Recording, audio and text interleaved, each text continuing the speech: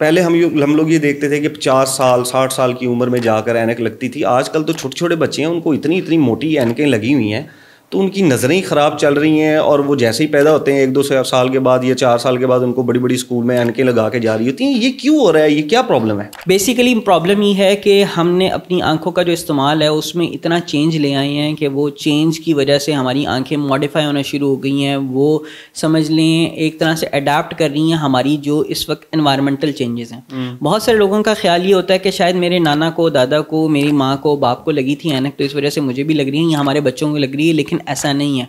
इस वक्त बहुत सारी ऐसी फैमिलीज़ है जिनके पूरे पूरे ख़ानदान में किसी को ऐनक नहीं लगी हुई थी, लेकिन बच्चे को बहुत मोटी सारी ऐनक लग गई। तो अब रिसर्च ये बताती है कि ये मल्टीपल फैक्टर्स हैं जिसकी वजह से ये ऐनकों का नंबर इतना बढ़ता चला जा रहा है। सबसे पहला जो चीज़ और जो बहुत इंपॉर्टेंट चेंज है वो हमारी जो जनरेशन है, जो मिलीनियल से पहले वाले हैं, उन्होंने कभी iPhones, iPad, laptop, screen, even television के ऊपर भी जो कार्टून आते थे वो आधे घंटे के लिए आते थे और आधे घंटे से ज़्यादा कभी भी नहीं देखे होते थे। अब जो बच्चे हैं वो 24 घंटे यहाँ कार्टून नेटवर्क पे, अगर कार्टून नेटवर्क नहीं देख रहे तो वो यूट्यूब देख रहे हैं, वो यूट्यूब नहीं देख रहे तो वो अपना ही कोई रिकॉर्डेड सेशन देख रहे हैं या कुछ ना कुछ अपनी स्क्रीन के साथ लगे हुए हैं। तो चूंकि हमारा जो फोकस है वो आउटडोर, यानी हम जब बाहर होते थे तो हम दूर देखते थे 6 मीटर और उससे बियॉन्ड देखते थे। अब हमारी टोटल जिंदगी जो है ना वो 60 सेंटीमीटर यहाँ पे आ गई है, मोबाइल के ऊपर आ गई है। अब मोबाइल के ऊपर जब आप आ गई है तो आपकी आई के जो मसल्स जब उसको क्या कहते हैं फोकस करते हैं तो आपके ब्रेन में जो सिग्नल्स जाते हैं वो ये जाते हैं कि हम लोग जो है 90% टाइम जो है वो नज़दीक का गुजार रहे हैं। आपकी आई उस चीज़ को अडेप्ट करना शुरू कर देती है। सेकंड जो है वो हमारी एक्टिविटीज़, जैसे मैंने आपको बताया आउटडोर से इंडोर आ गई, हमारा फोकस खत्म हो गई, आउटडोर खत्म हो गया। हम लोग पहले रहते थे गाँव में, देहात में, भैंसों मज्जों के साथ, वॉशरूम करने भी जाना तो बाहर जाना है। अब जो है वो हम लोग एक कमरे में कन्फाइंड हो गए, कमरे के साथ हमारा अटैच वॉशरूम हो गया, पूरी दुनिया कुल कायनात वो 6 मीटर के अंदर आ गई। ठीक है, सो उसकी वजह से हमारी जो एक्सपोजर था वो ख़त्म हो गया, हमारी आई की रिक्वायरमेंट ही ख़त्म हो गई, हमने दूर देखना है। सो हमारी बॉडी ने क्या किया, उसको अडेप्ट करना शुरू कर दिया और आई का साइज़ चेंज होना शुरू हो गया। तीसरी इंपॉर्टेंट चीज़ जो है वो हमारी न्यूट्रिशन है। न्यूट्रिशन के अंदर हमने ऐसी तबाही मचाई है कि आपकी सोच है। हम लोग पहले खाते थे natural fruits, natural vegetables.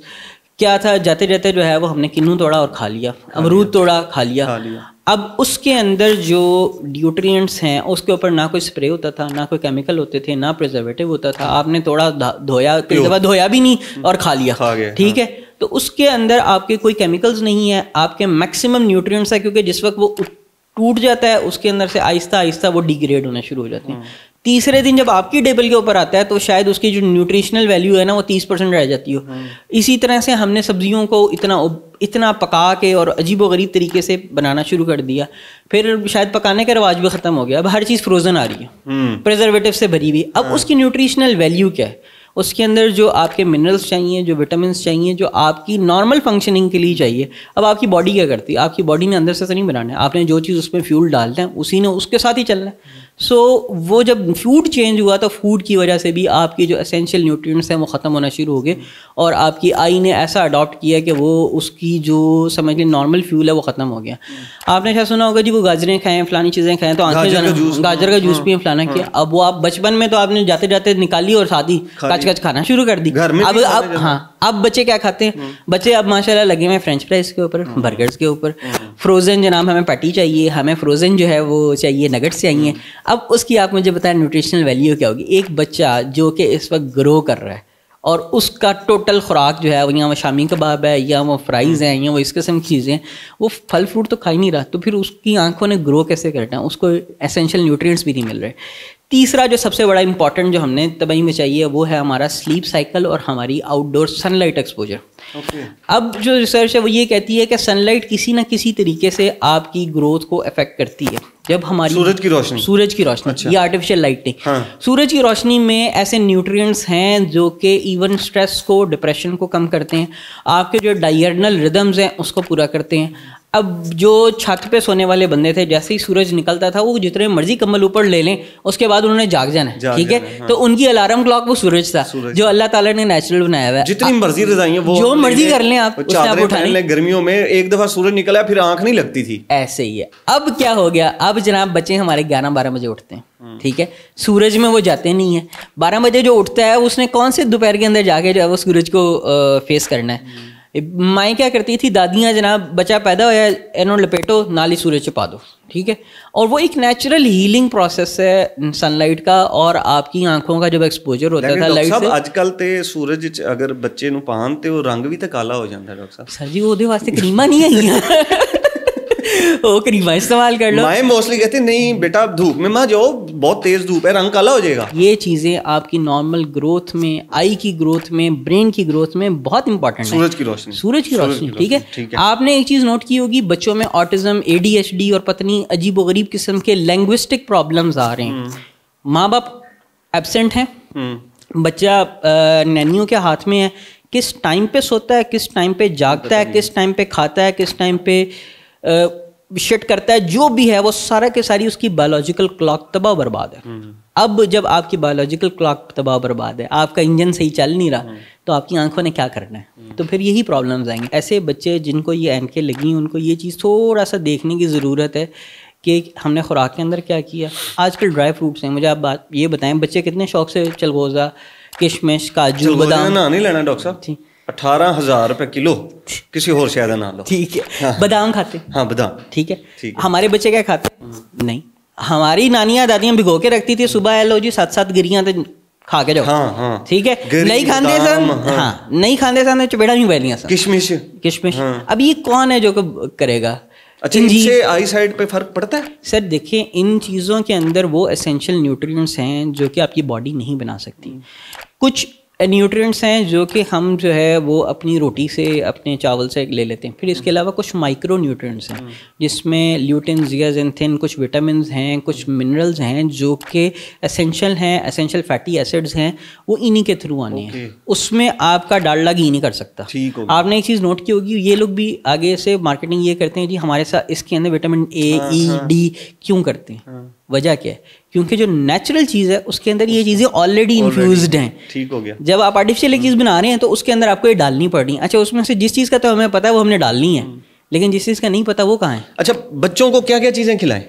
Sir देखें, बच्चे हम उसको कहते हैं बैलेंस्ड कलरफुल डाइट, कि आपने हर सीजन का फ्रूट खिलाना, आपने ड्राई फ्रूट्स खिलाने हैं, आपने उसको सब्जियां खिलानी हैं। सब्जियों के अंदर आप साग भी खिलाएं। हालांकि आजकल सोशल मीडिया पे साग का बड़ा चर्चा है, लेकिन बच्चे खाते हैं, सोशल मीडिया के हद तक बच्चे खाते नहीं, पालक नहीं खाते, मेथी नहीं खाते। ये चीज़ें इंपॉर्टेंट हैं। आजकल का बच्चा जब नहीं खाता उसमें ये न्यूट्रिशनल डेफिशिएंसी रहती है, और जब ये न्यूट्रिशनल डेफिशिएंसी रहती है तो मल्टीपल चीज़ों के अंदर आती है। बच्चों के साइज इतना बड़ा है लेकिन बच्चा हेल्दी नहीं है, सांस चढ़ रहा है, बुरा असर है, हड्डी उड़ जाती है। अब हम लोगों ने जिस तरीके से अपनी बचपन गुजारा हुआ है, क्या वो बचपन ये बच्चे बर्दाश्त कर सकते हैं? नहीं। वो कहते हैं ना वो खुराकां नहीं रही हैं, तो वो खुराकां इसलिए नहीं रही हैं, हमने दी नहीं। हमने उनको वो क्या कहते हैं फ्रोजन फूड पे लगा दिया, हमने उसको बर्गर चिप्स पे लगा दिया, हमने उसको बेकरी के आइटम्स पे लगा दिया। अब उसकी न्यूट्रिशनल वैल्यू क्या होगी?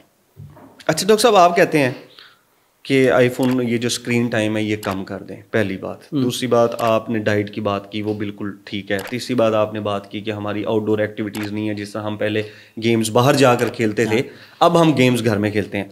तो डॉक्टर साहब, ये तो फिर लड़ाई पड़ जाएगी। आप जो कह रहे हैं कि आईफोन ना दें, आईपॉड ना दें, आप उनको आईपैड्स ना दें, बच्चे को आईफोन आईपैड ना दें, वो तो माँ का ऐसा हाल कर देते हैं, शाम को बाप आके नहीं पहचानता कि मेरी इससे शादी हुई है। अब देखिए उसका अल्टरनेट क्या है। अब आपने ये हकीकत है। अब उस बच्चे में एक पूरी एनर्जी है।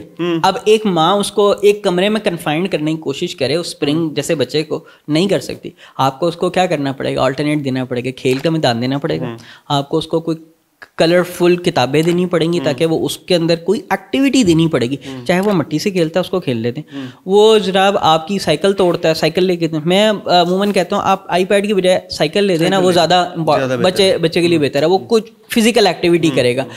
फुटबॉल खेलना चाहता है उसको फुटबॉल के लिए जगह दें, स्विमिंग करना चाहता है स्विमिंग के लिए जगह दें, जो करना चाहता है उसको वो करने दें। होता है रोने दें, स्क्रीन टाइम कम कर दें। कितना टाइम होना चाहिए नॉर्मल स्क्रीन टाइम बच्चे का? अब ये बात मैं नहीं कह रहा, ये बात FDA कहती है। FDA कहती है कि from 0 to 2 years 0 screen time. 2 साल के बच्चे को तक कुछ नहीं दिखाना, बिल्कुल भी नहीं देनी। हाँ, कोई लैपटॉप, कोई आईपैड, मोबाइल नहीं देना 2 साल के बच्चे तक। अपने इस वक्त जो अच्छे यूट्यूबर्स और जो क्या कहते हैं ब्लॉगर्स हैं, वो ये बता रहे हैं कि ये जो है वो डोपामीन का इफेक्ट करता है, और आपको बच्चे को जैसे अफीम का नशा है ना, वो नशा लग जाता है। ठीक है। जब आप उससे वो छीनते हैं तो वो नशे की हद तक जो है वो आपके साथ लड़ाई करता है। अब आपने शिद्दत में आ जाता है, वो शिद्दत आ जाती है। अब आपने वो नशा उसको नहीं करने देना। ठीक है, 2 साल तक तो बिल्कुल नहीं जीरो। आगे 2 से लेके 8 तक वो कहते हैं मैक्सिमम 1 to 2 आवर्स। और इसमें कौन कौन सी स्क्रीन इंक्लूड है? इसमें मोबाइल भी है, इसमें लैपटॉप भी है, इसमें टैबलेट भी है और इसमें टीवी भी है। ये सारा का सारा स्क्रीन टाइम जो है ना वो 2 घंटे से नीचे होना चाहिए। और उसके बाद भी जो है वो फॉर एग्जांपल अब 3-4 घंटे से ज्यादा का आपका जो टीनेज के अंदर नहीं होना चाहिए। क्विकली चीजें बता दें, कुछ 10 चीजें बता दें जो आई साइड के ऊपर डायरेक्टली बच्चों की इफेक्ट करें और उनकी आई साइड इससे बेहतर हो जाएगी। पहली चीज स्क्रीन्स, दूसरी चीज आपके स्क्रीन कम कर दें, खुराक को बेहतर कर लें। क्या क्या लें? फल, फ्रूट, फ्रेश वेजिटेबल, आपकी रोटी सालन, आपके जो घर की बनी हुई चीज़ें वो बाजार की चीज़ें बंद कर दें। फिर तीसरी चीज़ कि आपके बच्चे की एक्टिविटी। अच्छा, दूध का भी इसके ऊपर है? बिल्कुल है। दूध, गाजर का जूस आप गाजर का जूस बेशक ना दें, आप गाजर दे दें, बच्चा खाता रहेगा, उसके लिए एक्टिविटी है ना, दांत भी मजबूत होंगे। Outdoor activities for example cycling है, फुटबॉल है, गिल्ली डंडा है, बच्चे बाहर निकल जाए खेलें। अच्छा, दूसरी चीज़, बच्चे जब दूसरे अपने एनवायरनमेंट में अपने पीयर्स के साथ खेलते हैं जी, वो जो मोहल्ले के पूरे बच्चे एक गेंद के साथ खेल रहे होते थे, आपकी दोस्तियां भी बन रही। अब वो बच्चा अगर कमरे में कन्फाइंड है, उसकी जो सोशल एक्टिविटी वो क्या है, खत्म होगी ना, ब्रेन डेवलपमेंट भी खत्म होगी। जब वो 2 से लड़ता है, तीसरे का सर फाड़ता है, तीसरा उसका सर फाड़ता है, उसको पता होता है मैंने इसको जो है ना ये बकवास नहीं करनी, मैंने इसको ये गलत बात नहीं करनी, मैंने अगर सोशली गलत है, मैंने अगर आपसे एक काम लेना है तो मैंने कहना ज़ीशान भाई मुझे प्लीज़ ये चाहिए, चाहे आपका और मेरा कोई एज डिफरेंस भी है तो मुझे पता है नॉर्म्स मैंने कैसे बिहेव करना है, मैंने दोस्ती कैसे बनानी है। फिर उसको ये पता होता है कि अच्छा हमारे मोहल्ले की टीम है, दूसरे मोहल्ले में गई है तो हमने क्या करना है। ठीक है, एक कमरे में बैठे हुए बच्चे को नहीं पता, वो कंप्यूटर स्क्रीन के ऊपर है, उसकी सारी दुनिया स्क्रीन पे, जब आप उसको स्क्रीन से हटाएंगे उसको कुछ नहीं आता होगा। ये सारी की सारी चीज़ें ये आपकी नॉर्मल ब्रेन डेवलपमेंट, आई डेवलपमेंट में इंक्लूडेड है।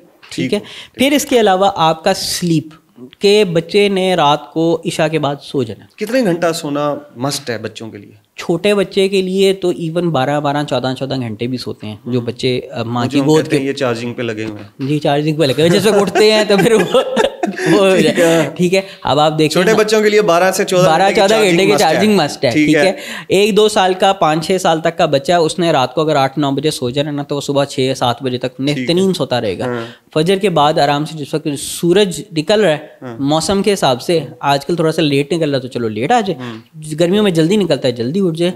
सारी दुनिया के अंदर क्या होता है कि सूरज अभी निकला नहीं होता तो दुनिया जो है वो अपना चलना शुरू हो जाती है। पाकिस्तान में एक अनोखा काम है, 12 बजे से पहले कोई उठेगा नहीं। जब माँ बाप नहीं उठेंगे 12 बजे तो बच्चे ना तो फिर 1 बजे उठते हैं। ठीक हो गया। सो वो स्लीप साइकिल को बेहतर करें, सनलाइट एक्सपोजर को बेहतर करें, बच्चे को आउटडोर एक्टिविटी में लेके जाएं।